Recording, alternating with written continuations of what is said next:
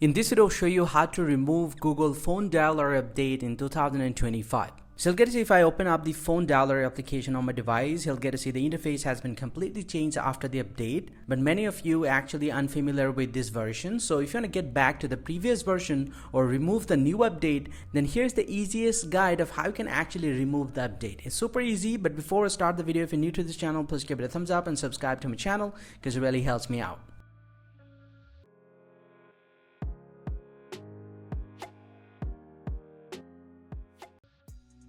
Well, so now to remove the update, all you have to do is simply go and press and hold the Phone Dialer application like this, and you'll get to see the app info. Just need to tap on app info, and this will redirect you to the app info. So all you have to do is just need to find out the storage option or clear data option. So here you have the clear data option. I'm going to tap on clear data, and you just need to select the first option, clear all data, and you just need to clear all the data. Tap on OK.